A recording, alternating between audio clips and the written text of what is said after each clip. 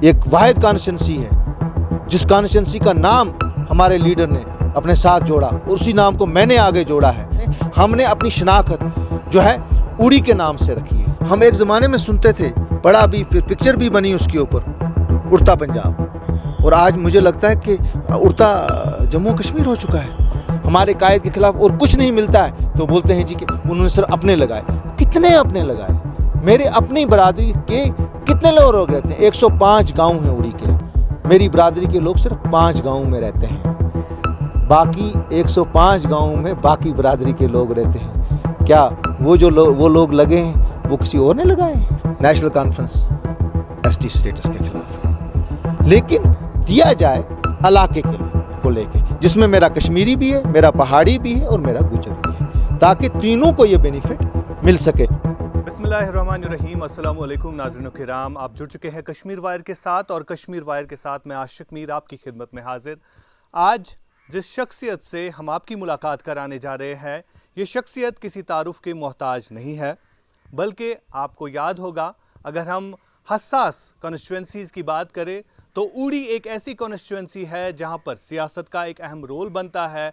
जब भी यहां पर इंतखाबात होते हैं तो उड़ी कॉन्स्टिट्यूंसी के लोग जो है बढ़ चढ़ कर इन इंतखाबात में हिस्सा लेते हैं। और आज इसी सरजमीन से हमारे साथ बात करने के लिए मौजूद है नेशनल कॉन्फ्रेंस बारामूला ज़िला सदर डॉक्टर सजाद शफी साहब। सजाद साहब, बहुत बहुत शुक्रिया।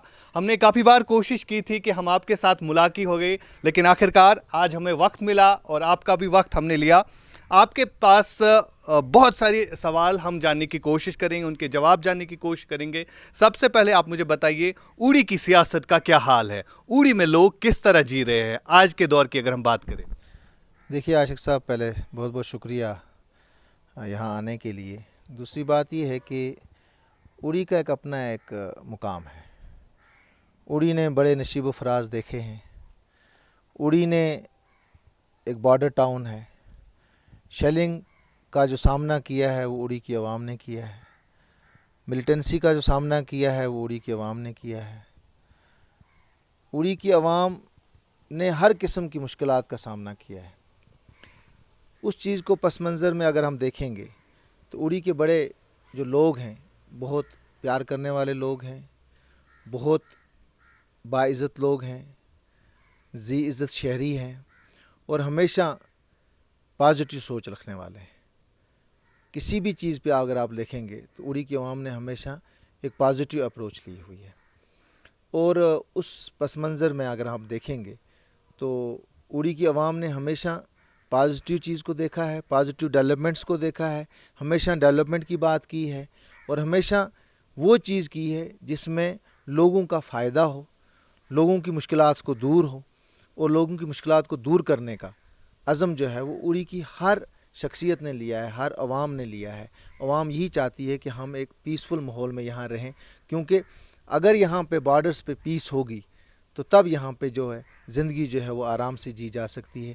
अगर बॉर्डर्स पे पीस नहीं होगी तो आप समझ सकते हैं कि एक बॉर्डर पे रहने वाले के साथ कितनी मुसीबत में और किस मुश्किलात में रहता है। बिल्कुल, इसी बात पे हम बात करेंगे। 2019 के बाद जिस तरह सरकार दावा कर रही है कि कश्मीर, जम्मू कश्मीर के हालातों में बदलाव आ गया है, आप ये उसी बदलाव के साथ जोड़ रहे हैं? वही पीस, वही अमन आज आप देख रहे हैं उड़ी में भी? नहीं, ये आप अमन की बात आप जब करते हैं, सीज़ फायर की बात करते हैं, तो सीज़ फायर डिफरेंट टाइम्स में डिफरेंट टाइम्स पे हुई है। ये ज़रूर हुआ है कि सीज़ फायर का कोई एक टाइम बाउंड पीरियड नहीं रहा है। पहले भी अमन रहा है, 70s में भी अमन रहा है, 80s में भी अमन रहा है, 98 में सबसे ज़्यादा शेलिंग हुई, जहाँ से लोगों को यहाँ से शिफ्ट करना पड़ा। एक फेज़ वो भी आया, उसके बाद फिर अमन रहा। तो अमन का development of Jammu and Kashmir के साथ, सीज़ फायर लाइन के साथ अमन का कोई ताल्लुक़ नहीं है। लेकिन आप ये देखिए कि 2019 के बाद बेरोज़गारी सबसे बड़ा इशू है। बेरोज़गारी सबसे बड़ा सवाल बन गया है। आप देखिए कि अगर हम नेशनल इंडेक्स को देखेंगे तो सबसे ज़्यादा इस वक्त जम्मू कश्मीर में नौजवान जो हैं ये दूसरे नंबर पे पहुंच चुके हैं। 23% जो है बेरोज़गार नौजवान बैठे हैं। PhD स्कॉलर्स, डॉक्टर्स, इंजीनियर्स, हर एग्रीकल्चर कोर्सेज करके लोग बैठे हुए हैं, मेडिकल कोर्सेज करके लोग बैठे हुए हैं। और आप देखिए कि पिछले 3 साल से कितनी लिस्टें पीएससी ने निकाली, कितनी लिस्टें हमारी एसएसआरबी की हुई, कितनी लिस्टों को काश कर दिया गया। ये कभी ऐसी हिस्ट्री में नहीं हुआ है कि सीबीआई को भी केस गया। उसके बाद क्या हुआ, आपकी एसआई की लिस्ट सामने मौजूद है। सो वो लिस्टें नहीं निकल रही हैं। 1 लाख से ऊपर जो है वैकेंसीज खाली पड़ी हुई हैं। Why they are not being fulfilled? इस वक्त तक पिछले 3 साल से वो फुलफिल नहीं कर रहे हैं आप। और नौजवानों को आप देखिए कि हालात ये हो चुके हैं कि हम एक ज़माने में सुनते थे, पढ़ा भी, फिर पिक्चर भी बनी उसके ऊपर, उड़ता पंजाब। आज उड़ता पंजाब जो है, पंजाब जो है वो अब वापस आ रहा है अपने उस दौर में। और आज मुझे लगता है कि उड़ता जम्मू कश्मीर हो चुका है। बिल्कुल। बहरहाल 2014 से अब तक की अगर हम बात करें, 9 साल मुकम्मल हो गए, यहाँ पर असेंबली इंतखाबात नहीं होते हैं। आप भी आवाम में जाते हैं, आप भी लोगों के मसले मसाइल सुनते हैं। क्या लग रहा है आपको, अवामी नुमाइंदगी का होना इस वक्त कितना ज़रूरी है? देखिए, अवामी नुमाइंदा होना बेहद ज़रूरी है। हम कहते हैं कि अवाम जो है, अवामी सरदारी जो है वो अवाम का हक है। सरदारी अवाम को दी जाए। डेमोक्रेसी किसका नाम है? हम कहते हैं, हम बड़े दावे करते हैं कि हमारी अमेरिका के बाद ओल्डेस्ट डेमोक्रेसी जो है वो हिंदुस्तान में है। आप हर जगह इलेक्शन कर रहे हैं, हर जगह आप कह रहे हैं कि हालात ठीक हो चुके हैं। आपने डिलिमिटेशन जो है पूरे मुल्क में जो है वो 2026 में की गई है, लेकिन जम्मू कश्मीर में आपने डिलिमिटेशन पहले की। वो भी आपने किस तरीके से की? डिलिमिटेशन का प्रोसेस क्या होता है, उसकी धज्जियाँ उड़ा दी गई। फिर भी हमने कहा चलिए डिलिमिटेशन भी कंप्लीट हो गई। आपने इलेक्टोरल रोल्स भी कंप्लीट कर दिए, आपने हालात भी ठीक हो गए, आपने G20 भी कर दिया, आपने अमरनाथ यात्रा भी फर्स्ट क्लास तरीके से हो रही। आप कह रहे हैं कि डिक्लाइन हो चुका है मिलिटेंसी में। हर चीज़ के लिए नॉर्मलसी है यहाँ पे। इलेक्शन क्यों नहीं किए जा रहे हैं? आप यूएलबी के इलेक्शन कराते हैं, आपने डीडीसी के इलेक्शन कराए, आपने पंचायत के इलेक्शन कराने की तैयारी कर रहे हैं, आप पार्लियामेंट के इलेक्शन कराने की तैयारी कर रहे हैं, लेकिन अवाम को जो सरदारी का हक है आप उसको महरूम कर रहे हैं। आप यहाँ पे असेंबली इलेक्शन क्यों नहीं करा रहे हैं? Let the people of Jammu and Kashmir decide. वो किसको देती है वो लोगों के ऊपर छोड़ दीजिए, वो किस जमात को देती है हमें वो नहीं है। आप किसी भी, लेकिन जो बेसिक राइट है, राइट ऑफ वोट है, वो लोगों को दिया जाए। देखिए, ब्यूरोक्रेट लेवल जो है, ब्यूरोक्रेसी है, वो किसी लिमिट तक काम कर सकती है। आज लोगों को मामूली जो डे टू डे अफेयर्स के मसाइल हैं वो उनका नुमाइंदा ही कर सकता है, वो उनका एमएलए ही कर सकता है। आज आप कितने लोग आप देखते हैं कि जो अपने सेक्रेटरीट में जा सकते हैं, कितने लोग हैं जो डिविजनल कमिश्नर ऑफिस में जा सकते हैं, कितने लोग हैं जो डीसी ऑफिस में जा सकते हैं। लोगों के मसाइल को उनका नुमाइंदा देखता था, वो हल करता था। अगर 10 मसाइल उसके पास आते थे, अगर 10 के 10 नहीं होते थे, कम से कम 5 के तो का हल तो होता था। सजाद साहब, कल को अगर यहाँ पर असेंबली इंतखाबात होते हैं, 2019 के बाद यहाँ पर कई सारी नई नई पार्टियाँ वजूद में आई, आपकी भी उड़ी कॉन्स्टिट्यूंसी में कई कई नए लीडर्स ने जन्म लिया। कितना मुश्किल है अगर यहाँ पर असेंबली इंतखाबात होते हैं, कितना मुश्किल है असेंबली इंतखाबात में हिस्सा लेना? आपको लगता है मुश्किल है कि आसान है? नहीं, मुश्किल कोई चीज़ नहीं होती है। कहते हैं जितने दिए उतनी रोशनी। हर एक को हक है इलेक्शन लड़ने का, कोई भी आके इलेक्शन लड़ सकता है। आपको मैं एक मज़ेदार बात बताएं कि हम ये हमेशा ही कहते हैं कि हिंदुस्तान 47 में आज़ाद हुआ, तो हम तो ये कहते हैं कि उड़ी 1971 में आज़ाद हुआ। इसलिए हुआ कि 1971-72 में पहली मर्तबा यहाँ के लोगों ने वोट डाला है। तो पहला हक जो लोगों को मिला वोट डालने का, तब तक इलेक्टेड सेलेक्ट किया जाते थे एमएलएस, इलेक्ट नहीं किए जाते थे। तो ये तो ब्यूटी है डेमोक्रेसी की। तो जितने लोग ज़्यादा आएंगे इसमें कोई बात नहीं, ये तो अच्छी बात है, हेल्दी कंपटीशन होगा, डेमोक्रेसी है, हर एक को इलेक्शन लड़ने का हक है। जितनी जमातें आएंगी वो आएंगी। और उड़ी की आवाम जो है ये पॉलिटिकली बड़ी अवेयर आवाम है, ये जानती है कि उनका कौन अपना है और कौन पराया है, कौन बाहर का है, कौन घर का है, कौन उनके बीच में रहा है, कौन उनके मुश्किलात में रहा है, कौन उनके मुश्किलात को का अजाला कर सकता है। एंड हमारे लोग पॉलिटिकली बहुत अवेयर हैं, वो जानते हैं। सो जितने लोग आएंगे उतना अच्छा है। आपसे एक ज़ाती सवाल पूछना चाहूँगा, उम्मीद है आप बर्दाश्त करेंगे इस सवाल को सुनने के लिए, क्योंकि ये सवाल आपसे जुड़ा है। कहते हैं जब भी यहाँ से कोई लीडर जीत के जाता है, बाद में वो श्रीनगर में क़याम करता है। हम अगर ताज साहब की बात करें या आपके वालिद साहब की ही बात करें, आज सजाद साहब ज़्यादातर अपनी ही कॉन्स्टिट्यूंसी में नज़र आते हैं, लेकिन कल को अगर आप यहाँ से जीत के जाते हैं, क्या करेंगे? लोगों के लिए यहाँ ही रुकेंगे कि श्रीनगर आप भी जाएंगे? देखिए, पहली बात मैं आपको कहूँ कि ऐसी बात नहीं है। मेरे वालिद साहब ने 50 साल की सियासत की और जितनी बेरोज़गारी को दूर करने में उनका रोल है, ना कि उड़ी कॉन्स्टिट्यूंसी में बल्कि पूरी रियासत में। बिल्कुल। उनको बाबाए रहबर तालीम कहा जाता है। उन्होंने रहबर तालीम स्कीम की और 70,000 लखनपुर से लेके उड़ी तक 70,000 चूल्हे जलाए उन्होंने RET स्कीम से।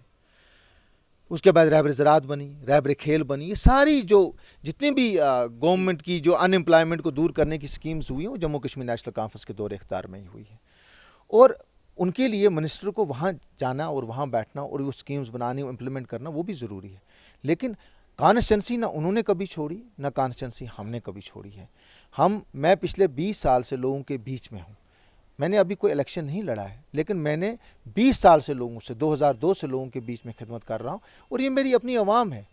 मुझे खिदमत खलक करने का एक शौक़ है। मैं इससे पहले डॉक्टरी करता था, मैं तब भी लोगों की खिदमत खलक ही कर रहा था। मैं तब भी वहाँ पे अपनी आवाम के लोगों को अस्पतालों में जाके देखता था। आपने यहाँ पर सरकारी नौकरियों की बात की, मुलाजमत की बात की, लेकिन लोगों का एक सवाल जो है हमेशा जहन में रहता है। कई सारे लोग हमसे भी ये सवाल करते हैं, कहते हैं कि जब शफी साहब का दौर इक़्तिदार था तो उन्होंने अपने लोगों को मुलाजमत दी, अपने लोगों को मुलाजिम लगाया। यहाँ की गरीब आवाम के लिए शफी साहब ने कुछ नहीं किया। किस हद तक ये सही है? क्योंकि लोग आपसे भी कई जगहों पर बोलते रहेंगे, ये आपने भी कहीं पर सुना भी होगा, ये बातें आपने भी सुनी होगी। किस हद तक ये बात सही है? देखिए, ये सिर्फ अपोजिशन का एक बात करने का तरीका, क्योंकि उनके पास और कोई मुद्दा है नहीं। मुझे बताइए, उड़ी कॉन्स्टिट्यूंसी जो है अब तो 6 हल्के और आ गए हैं। पहले उड़ी कॉन्स्टिट्यूंसी जो थी वो दरिया के 2 हिस्सों में है, दुलांजा से लेके जहनपुरा तक और नौशेरा से लेके ग्वालता तक। आप मुझे बताइए, उड़ी कॉन्स्टिट्यूंसी के 60,000 वोट हैं या 80,000 वोट? पिछली बार जो थे 83,000 वोट थे, अब 1 लाख से ऊपर हो गए हैं। क्या 83,000 लोगों ने नेशनल कॉन्फ्रेंस को या शफी साहब को वोट दिया? शफी साहब की सियासत कभी भी उस किस्म की सियासत नहीं रही। शफी साहब ने हमेशा एक बात बोली कि मैं जब इलेक्ट हो जाते थे तो वो ये कहते थे कि मैं पूरी उड़ी की आवाम का नुमाइंदा हूँ, मुझे उसी नीयत से करना है। आप जाके ज़रा चेक कीजिए, आप देखिए कि कितने लोग नौकरी लगे हैं। क्या वो जो लोग नौकरी लगे हैं, जो दुलांजा का बंदा लगा है, जो ग्वालता का लगा है, जो गोहालन का लगा हुआ है, जो जहनपुरा का लगा हुआ है, जो बिझामा का लगा हुआ है, जो त्रिकांजन का लगा हुआ है, क्या वो मेरा रिश्तेदार है या सब ने हमें वोट दिया है? जी नहीं। हर ज़ात से, हर खा वो ST से ताल्लुक़ रखा हो, मेरे गुजर बरादरी से ताल्लुक़ रखते हो, मेरी गुजर बरादरी से जितने गेजेटेड ऑफिसर शफी साहब ने लगाए हैं आज तक किसी ने नहीं लगाए। ज़रा मुझे दिखाइए, उसके बाद ताज साहब भी यहाँ पे आए, ज़रा एक गेजेटेड ऑफिसर वो दिखाएं कि जो उन्होंने लगाए। शफी साहब के टाइम पे जो लोग लगे हुए हैं ST में, जो नौकरी लगे वो शफी साहब के टाइम लगे, जो गेजेटेड ऑफिसर लगे वो शफी साहब के टाइम लगे। उनमें SC तक लोग पहुँचे, AEE तक पहुँच लोगे, DSP पहुँचे, एक्जेंस पहुँचे, डॉक्टर्स बने, इंजीनियर्स बने। इसी तरह बाकी बरादरी, पहाड़ी तबके से लोग बने, कश्मीरी तबके से लोग बने। क्या वो सारे मेरे रिश्तेदार हैं? तो ये जो है ये एक प्रोपगेंडा चलाया गया एक ज़माने में, लेकिन सच जो है वो यहाँ जानती है, वो अवाम जानती है। दुलांजा से लेके जहनपुरा तक और अब बदमुला से लेके ग्वालता तक अवाम जानती है कि किसने क्या किया है। और अगर इस उड़ी की अवाम को या उड़ी को एक नाम दिया है, वो हमारे कायद जनाब शफी साहब ने दिया है। शफी साहब कभी ज़ात पात पे बिलीव नहीं करते थे और उसी का ये नतीजा है कि आप ये जानते हैं, एज ए जर्नलिस्ट आप जानते हैं। ज़रा मुझे ये बताइए कि 90 कॉन्स्टिट्यूंसीज़ जो हैं वो हमारे जम्मू कश्मीर UT की इसको बनी हुई है। किसी 90 कॉन्स्टिट्यूंसी में आपने किसी लीडर को रखा हो? किसी लीडर की कॉन्स्टिट्यूंसी के नाम पे कोई कॉन्स्टिट्यूंसी के नाम है आगे? एक वाहिद कॉन्स्टिट्यूंसी है जिस कॉन्स्टिट्यूंसी का नाम हमारे लीडर ने अपने साथ जोड़ा और उसी नाम को मैंने आगे जोड़ा है। सब जानते हैं, उड़ी को जानते हैं। अगर जानते हैं लोग तो सिर्फ मोहम्मद शफी उड़ी के नाम की वजह से जानते हैं। और लोग कई बार हमें कहते थे उड़ी आपकी ज़ात है। मैंने कहा उड़ी हमारी ज़ात है, हम उड़ी से रहने वाले हैं। उड़ी के लोग हमसे प्यार करते हैं, मोहब्बत करते हैं, हम उनसे मोहब्बत करते हैं। हमने अपनी शनाख्त जो है उड़ी के नाम से रखी है, इसीलिए हमारी ज़ात भी हमने उड़ी के नाम से रखी है। तो किस लीडर ने आज तक अपनी कॉन्स्टिट्यूंसी के नाम से अपनी ज़ात को रखा हुआ है? एक आखिरी सवाल है, स्पेशल स्टेटस की बात हो रही है, जहां पर स्पेशल स्टेटस, वहीं आप इस कॉन्स्टिट्यूंसी से बिलोंग करते हैं जहां पर ज़्यादातर पहाड़ी, गुज्जर, हर तबके से ताल्लुक़ रखने वाले लोग रहते हैं। वहीं बात आती है अगर दूर दराज पहाड़ियों पर कश्मीरी भी रहता है, क्या उसके लिए ये स्टेटस ज़रूरी नहीं है? उसके लिए भी आपको लड़ने की ज़रूरत नहीं है कि उसके लिए भी ये स्टेटस होना चाहिए? देखिए, एक प्रोपगंडा काफ़ी टाइम से चला, नेशनल कॉन्फ्रेंस एसटी स्टेटस के खिलाफ है। कभी देखिए, हिस्ट्री में कोई नहीं जाता। ये जदोजहद जो है 1976 से स्टार्ट हुई और ये जदोजहद तीनों कम्युनिटीज़ के लिए थी। हमारा जो इलाका है ये एक पहाड़ी इलाका है। बिल्कुल। इस पहाड़ी इलाके में हमारे तीनों तबके के लोग रहते हैं। कश्मीरी भी रहते हैं, पहाड़ी भी रहते हैं और गुजर भी रहते हैं। मेरा जो अपना गांव है, जो गांव गरकोट है, उसमें ऊपर वाले साइड में मेरे गुजर भाई रहते हैं, निचले वाले साइड में मेरे कश्मीरी भाई रहते हैं और पहाड़ी भाई रहते हैं। तीनों लैंग्वेज सब जानते हैं। एसटी जो दिया जाता है ये एथनिसिटी पे दिया जाता है, ये लैंग्वेज पे नहीं दिया जाता है। ये उस इलाके के माहौल को देख के दिया जाता है। हमने हमेशा ये बोला कि मेरे इस हाई स्कूल में अगर मेरा गुजर भाई भी रहता है, मेरा पहाड़ी भाई भी पढ़ता है, मेरा कश्मीरी भाई भी पढ़ता है, तो तीनों को ये हक देना चाहिए। और अच्छी बात है, हम इसको वेलकम करते हैं। गवर्नमेंट ऑफ इंडिया ने कहा कि मेरे गुजर भाई का जो कोटा है हम उसके साथ नहीं छेड़ेंगे, इस कोटे को और बढ़ाएंगे। पीएसपी में ऑलरेडी 4% है, हमारा कुछ एरिया जो है वो आरबीए में है, उसको भी 6% वो भी दिया जाए तो 10% ये होता है। 10 और 10 20% बनता है। लेकिन दिया जाए इलाके को लेके, जिसमें मेरा कश्मीरी भी है, मेरा पहाड़ी भी है और मेरा गुजर भी है, ताकि तीनों को ये बेनिफिट मिल सके। और एक का हक दूसरे को नहीं दिया जाए। उनका अपना 10% है वो भी कायम रखा जाए और जो 10% और मिलेगा इसको जो है उसको भी दिया जाए। और जो इन्होंने ऑलरेडी रिपोर्ट बनाई भी है, वो देखिए राजौरी पुंछ से आपने सुंदरबनी नौशहरा से इन्होंने ली। इन्होंने कहा है कि इलाके को, और वैसे भी एथनिसिटी बेसिस पे कोई भी चीज़ अगर दी जाती है वो एथनिसिटी बेसिस पे दिया चाहिए, लैंग्वेज बेसिस पे नहीं दिया जाता है। सो हमारा ये है कि दें तो सबको दें, मेरे पहाड़ी भाई को भी, कश्मीरी भाई को भी और गुजर भाई को भी। बहरहाल बहुत बहुत शुक्रिया। डॉक्टर सज्जाद शफी उड़ी हमारे साथ बात कर रहे थे, जो कि नेशनल कॉन्फ्रेंस के ज़िला सदर भी है। इनसे हमने गुफ्तगू की। इनका कहना था कि जो स्पेशल स्टेटस की बात आजकल की जा रही है, ये इस स्पेशल स्टेटस के बिल्कुल ख़िलाफ़ है, जहां कश्मीर की पहाड़ियों पर हर एक तबके से ताल्लुक़ रखने वाले अफराद रहते हैं, तो ये स्टेटस उनके लिए भी बहुत ज़रूरी है। बहुत बहुत शुक्रिया। आबिद खान के साथ उड़ी से मैं आशिक मीर, कश्मीर वायर के लिए।